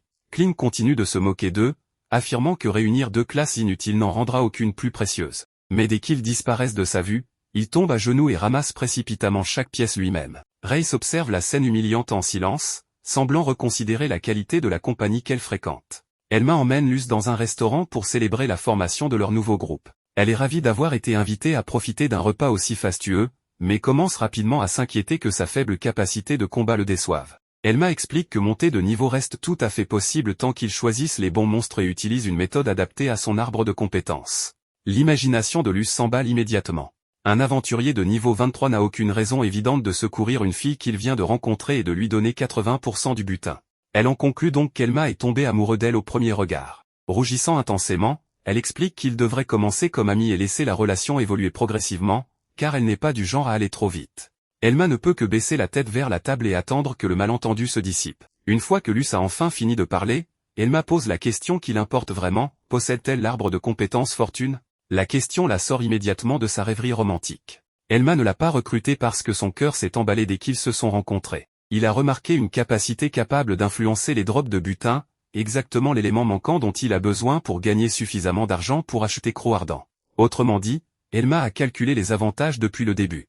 Les deux quitteront d'armes et s'enfoncent dans la forêt, où une fosse des rêves mène dans le donjon connu sous le nom de boîte à jouets de l'ange. Elma se souvient que dans Magic World, les donjons étaient des cauchemars produits par l'imagination endormie du dieu créateur Alzaro. La divinité avait autrefois créé d'innombrables dieux et mondes à partir du néant. Mais après avoir existé pendant ce qui semblait être une éternité, son esprit a progressivement perdu la raison. Les dieux nés d'Alzaro furent finalement contraints de sceller leur propre créateur. Bien que son corps reste emprisonné, ces cauchemars continuent de créer des portails qui libèrent des monstres et des créatures magiques déformées dans le monde réel. À l'approche de l'entrée, Luce ouvre volontairement tout son écran de statut pour qu'Elma puisse l'examiner. Elle décrit les informations comme terriblement embarrassantes, mais Elma l'avertit immédiatement que le statut d'un aventurier est une question de survie. Elle ne devrait jamais le révéler imprudemment à quelqu'un d'autre. Luce dit qu'elle fait confiance à Elma pour ne pas exploiter ces informations. Plus important encore, elle préfère tout lui montrer dès le début plutôt que de le laisser nourrir des attentes irréalistes, de découvrir éventuellement qu'elle est inutile, et de l'abandonner comme Clean et Race l'ont fait. Sa confession révèle que la peur d'être rejetée n'a jamais disparu. L'écran de statut identifie Luce comme une bouffonne de niveau 13. Sa vitesse est relativement élevée, mais ni son attaque ni sa défense n'est impressionnante. Sa seule capacité offensive significative est frappe au dé, une technique dont l'efficacité dépend du résultat d'un dé. À moins qu'elle n'obtienne un 6, l'attaque est trop peu fiable pour en dépendre. Entrer au combat en espérant obtenir le bon chiffre n'est guère une stratégie encourageante. Luce se blâme à nouveau d'avoir mal investi ses points de compétence. Elma lui dit de ne pas s'inquiéter, car ce dont il a besoin, c'est du pouvoir créé par leur coopération. Cette remarque l'a fait rougir et se demander s'il a peut-être encore des sentiments pour elle. Elma ne remarque rien. Ses pensées sont entièrement concentrées sur l'exploitation du donjon. Au cours de cette expédition, il a l'intention de gagner au moins 30 millions de pièces d'or tout en élevant Luce jusqu'au niveau 30. Avant qu'elle puisse se remettre de cette révélation, les deux arrivent à la fosse des rêves. Ils traversent la couche de lumière et émergent dans un vaste couloir sombre conçu comme un inquiétant théâtre de jouets. La boîte à jouets de l'ange a un niveau recommandé bien au-dessus de la force actuelle de Luce, mais Elma n'a aucune intention d'explorer les étages plus profonds ni d'affronter le boss. Ils resteront dans la zone inférieure, choisiront des monstres qu'il peut contrer et s'appuieront sur ses connaissances de Magic World pour éviter tout danger inutile. Pour s'assurer que Luce puisse infliger des dégâts par elle-même, Elma lui a acheté un perceur de pierre de fer. La dague offre 3 points d'attaque supplémentaires, mais sa vraie valeur réside dans son effet spécial. Chaque fois qu'elle touche une cible, le calcul des dégâts ignore 15% de la défense de la cible. Tant que Luce attaque avec précision après qu'Elma a immobilisé un ennemi, chaque frappe pénétrera une partie de sa protection et lui permettra de porter elle-même le coup final. Tenir l'arme coûteuse rend Luce encore plus enthousiaste. Elle brandit le perceur de pierre de fer et promet de consacrer toutes ses forces à protéger Elma. Elma répond que protéger un compagnon est censé être sa responsabilité. À ce moment-là, un ours de patchwork de niveau 20 surgit dans le couloir. Son corps rond ressemble à un jouet en peluche, ce qui le rend adorable aux yeux de Luce. Elle découvre rapidement que son attaque atteint 20. Elma active ensuite Pas de l'ombre, une compétence acquise après le combat contre Tête Folle. En posant son pied sur l'ombre du monstre, il bloque ses mouvements. Voyant l'ennemi complètement immobile, Luce s'approche en se demandant pourquoi Elma l'a mise en garde contre des griffes et des dents alors que l'ours ne semble en posséder aucune. Au moment où elle finit de poser la question, de longues griffes émergent de sous le tissu recouvrant ses 2 bras. Sa bouche se déchire pour révéler des rangées de dents acérées, et l'ours de patchwork se jette immédiatement en avant. Elma s'interpose à temps, bloque sa morsure avec son bouclier et le fait perdre l'équilibre. Une fois l'ours à nouveau immobilisé, il appelle la bouffonne Luce à finir le reste. Luce resserre sa prise sur le perceur de pierre de fer. Lorsque quelqu'un crée les bonnes conditions pour elle, même une voie de développement considérée comme un échec peut continuer à progresser. Elma est sur le point de lui demander combien de niveaux elle a gagné quand Luce se précipite immédiatement vers le monstre vaincu. La première chose qui l'intéresse, c'est le butin. Malheureusement, le premier ours de patchwork ne laisse tomber aucun équipement. Le visage de Luce pâlit rapidement. Elle craint que Fortune n'ait aucun effet réel. Si elle ne peut pas produire d'objets rares, Elma finira peut-être par être déçue, et elle perdra à nouveau l'endroit où elle a sa place. Elma explique calmement que le but du premier monstre était la montée de niveau, pas le butin. Ne recevoir aucun drop n'a aucune importance. Un seul résultat infructueux ne peut pas prouver qu'un arbre de compétences entier est sans valeur. Plus important encore, il avait prévu de chasser de nombreux autres monstres dès le début. À ce moment-là, un autre ours de patchwork apparaît. Elma et Luce répètent immédiatement leur stratégie. Leurs mouvements deviennent de plus en plus coordonnés, l'un contrôlant l'ennemi pendant que l'autre attaque. Ils continuent de vaincre plusieurs ours de patchwork tout au long du couloir. Luce ne se tient plus à l'écart du combat par peur. Elle participe directement à chaque affrontement et gagne l'expérience par elle-même. Après la séquence de chasse, Luce appelle Elma avec enthousiasme. 2 boucliers d'ours sont tombés l'un après l'autre, valant chacun environ 200 000 pièces d'or. Tenir les 2 boucliers cache presque entièrement son corps. Elle demande joyeusement si Elma admet maintenant que l'avoir emmenée dans le donjon était la bonne décision. Elma reconnaît immédiatement qu'un tel taux de drop ne peut pas être considéré comme normal. Les boucliers d'ours ne sont pas des objets qui devraient apparaître à répétition après seulement quelques chasses.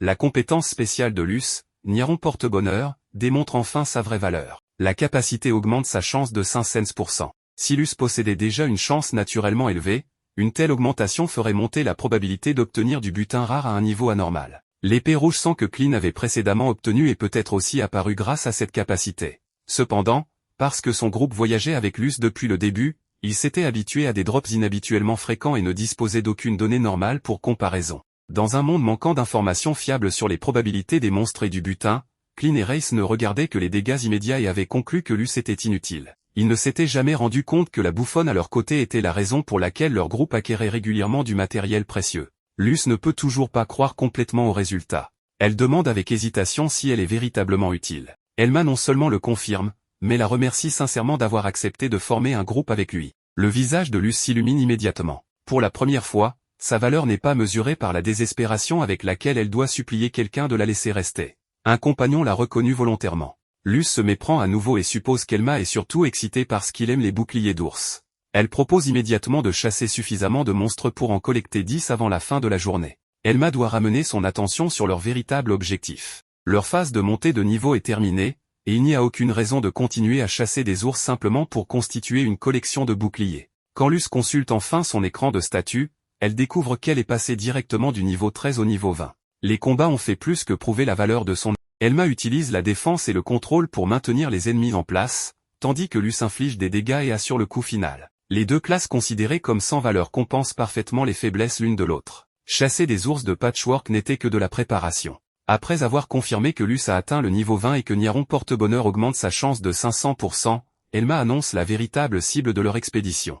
Ils vont maintenant traquer la rana dorée, une grenouille dont le corps entier semble avoir été recouvert d'or. En regardant les deux boucliers d'ours tomber l'un après l'autre, Elma a enfin toutes les preuves dont il a besoin concernant l'extraordinaire fortune de Luce. Sa nouvelle compagne ne se contente pas de pousser les taux de butin bien au-delà de la normale, elle a aussi ouvert exactement la voie qu'il manquait à Elma pour réunir les 55 millions de gold nécessaires à l'achat de Blazing Fan. La seule question désormais est de savoir quel monstre pourrait transformer cette chance en argent sérieux, et Elma a déjà une cible en tête, la rana dorée. Les ranas sont des monstres à l'allure de grenouilles qu'Elma côtoie depuis ses tout premiers jours dans ce monde. Dans Magic World, elles existaient en de nombreuses variantes, et la rana dorée était l'un de ces rares monstres bonus que les joueurs adoraient chasser. Son attaque et sa magie sont toutes deux faibles, et elle ne possède quasiment aucune capacité offensive significative. En contrepartie, elle offre une quantité d'expérience énorme et a une chance de faire tomber des objets extrêmement précieux. Luce a même entendu des aventuriers dire, dans les tavernes, qu'en tuer une seule pouvait suffire à vivre confortablement pendant des années. À partir de là, ça ne ressemble plus vraiment à une grenouille, mais plutôt à un portefeuille sur pattes. Elma sait que la section centrale de la boîte à jouets de l'ange comporte des zones où les ranas dorés ont plus de chances d'apparaître. Luce le met immédiatement en garde, il ne faut pas entendre le mot « doré » et croire que ce sera de l'argent facile. Le monstre est extrêmement rare, absurdement rapide, et difficile à blesser. On a déjà vu des aventuriers poursuivre une rana trop loin dans des zones dangereuses, se faire encercler par d'autres monstres, et parfois y laisser la vie. La rana elle-même ne s'intéresse pas particulièrement à la chasse aux humains. Le vrai danger vient des chasseurs eux-mêmes, tellement obsédés par l'idée de l'attraper qu'ils continuent de courir jusqu'à réaliser, en regardant autour d'eux, que la moitié du donjon les attend. C'est aussi un rappel de la différence la plus importante entre Magic World et la réalité dans laquelle vit désormais Elma. Dans le jeu, la mort pouvait être annulée. Ici, ils n'ont qu'une seule vie. Ses connaissances du jeu restent incroyablement utiles, mais repérer un monstre rare ne veut pas dire qu'il peut le poursuivre aveuglément sans penser au chemin du retour. Un butin précieux ne vaut rien s'il meurt avant de pouvoir le vendre, à moins que Luce ne prévoie de brûler l'argent en offrant d'après-coup. Une fois les statistiques de la rana dorée exposées, Luce comprend enfin pourquoi tant d'aventuriers en veulent désespérément une, et pourquoi si peu parviennent à en tuer une. Son agilité est de 67, sa défense de 200, et elle est immunisée contre les attaques élémentaires, les altérations d'état et de nombreux effets d'affaiblissement. Le perce-pierre de fer de Luce ignore 15% de la défense, mais face à une valeur de 2 cents, cela ne suffit pratiquement à rien. L'attaque tranchante d'Elma possède un effet de pénétration similaire, tandis que Mur de Contre ne peut pas actuellement renvoyer assez de dégâts pour menacer sérieusement la créature, même activée. D'un côté, un monstre plus de 2 fois plus rapide que Luce. De l'autre, un chevalier lourd réputé pour sa lenteur. Mettre Elma dans une course contre elle serait la version la moins suspense jamais écrite de la tortue et le lièvre. Luce commence à se demander s'ils ne visent pas simplement quelque chose bien au-delà de leur capacité. Elma admet n'avoir jamais entendu parler d'une compétence standard de chevalier lourd capable de percer ce problème particulier, mais la clé n'était de toute façon jamais censée être lui. C'est Luce. Au moment où Elma lui dit quelle est la personne sur qui il compte, Luce se fige. Il n'y a pas si longtemps, Klein et Rice l'a traité comme un poids mort. Maintenant, Elma place la partie la plus importante de tout le plan entre ses mains. Après ses récents gains de niveau, Luce dispose de 8 points de compétences inutilisés. Elma lui dit de tous les investir dans Cirque du Fou. Une fois la branche au niveau requis, elle débloque les 2 compétences dont ils ont besoin pour cette chasse. Luce est heureuse qu'Elma lui fasse confiance,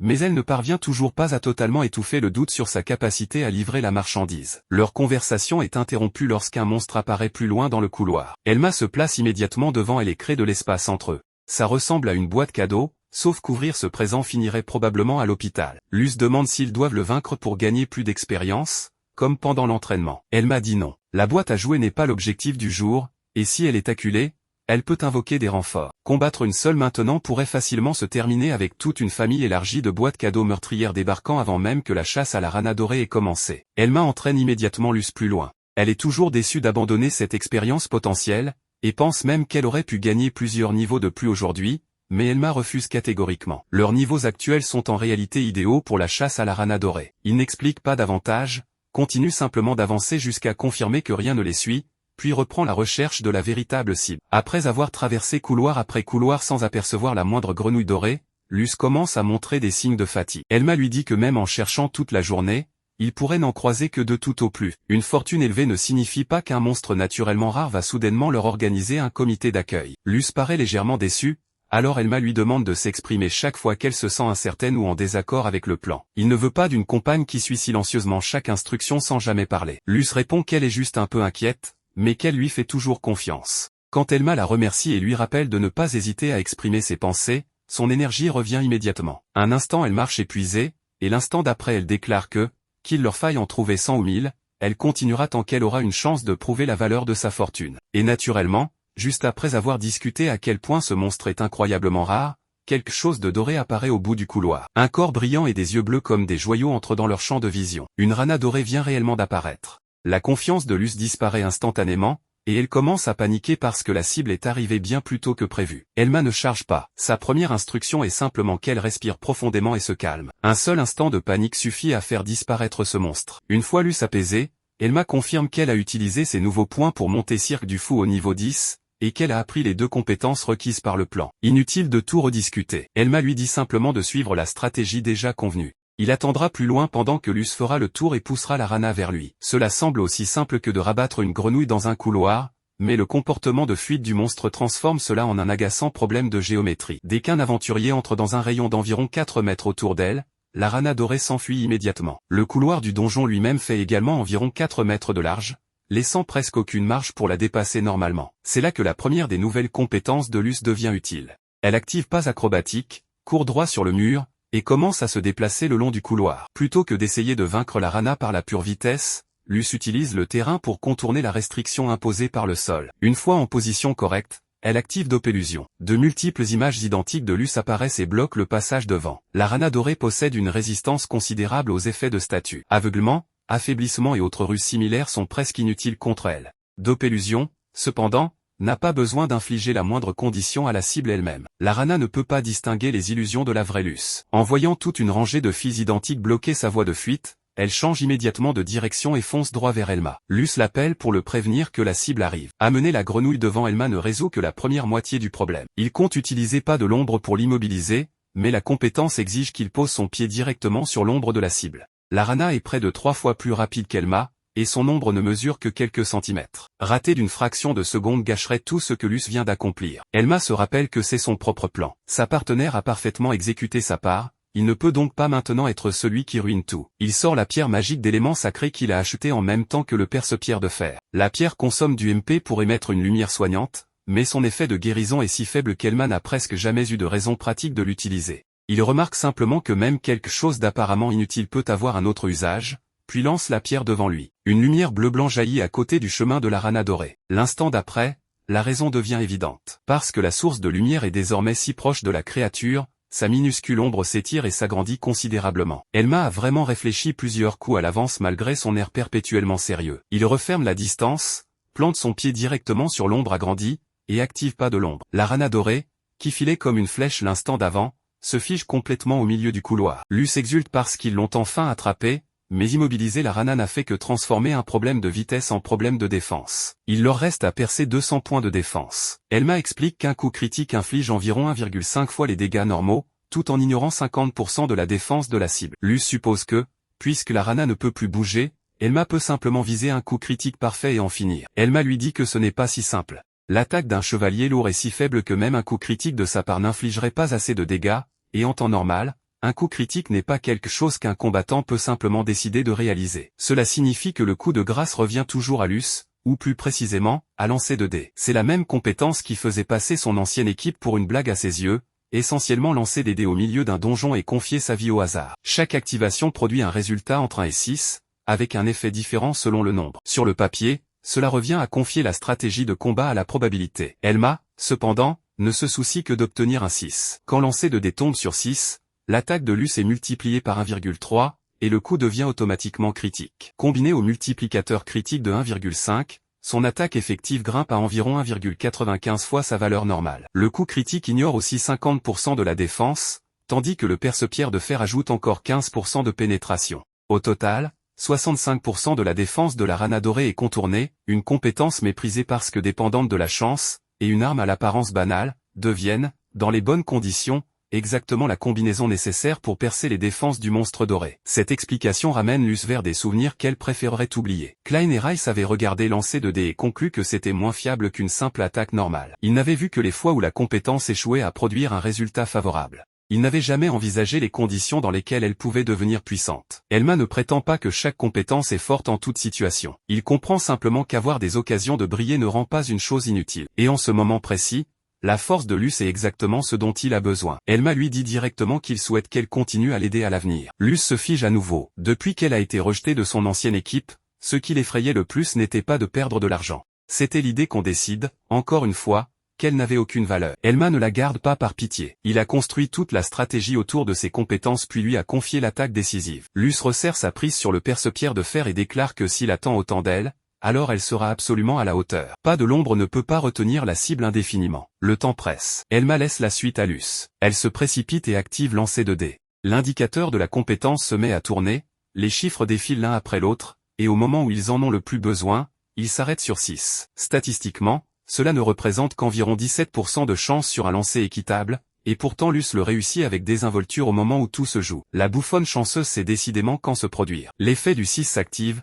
transformant lancer de dés en coup critique garanti. Luce plante le perce-pierre de fer droit dans la rana dorée. Le mur défensif qui semblait impossible à franchir est enfin brisé. Le mot « critique » s'affiche au moment de l'impact, tandis que la rana s'effondre sur place. Ce n'est pas Elma qui porte le coup final, c'est la bouffonne dont les anciens compagnons s'étaient débarrassés parce qu'ils la croyaient dépourvue de toute compétence offensive valable. Luce reste figée, à peine capable de croire qu'elle vient réellement d'y arriver. Puis la récompense d'expérience arrive. Elle passe du niveau 20 au niveau 27, tandis qu'Elma monte du niveau 23 au niveau 30. Tous deux reçoivent des gains énormes pour un seul monstre abattu. Mais le plus excitant reste encore à venir. On dit que les ranas dorées ont environ 50% de chance de laisser tomber un objet, et cette chasse produit effectivement du butin. Une fois le monstre disparu, une épée dorée se matérialise à sa place. L'épée ornementale rana scintillante. Elle confère plus 12 en attaque et a une valeur marchande d'environ 17 millions de gold. Sa description mentionne aussi que l'or de rana possède une pureté exceptionnellement élevée. Cette seule trouvaille rapproche Elma de façon spectaculaire de son objectif de 55 millions de gold.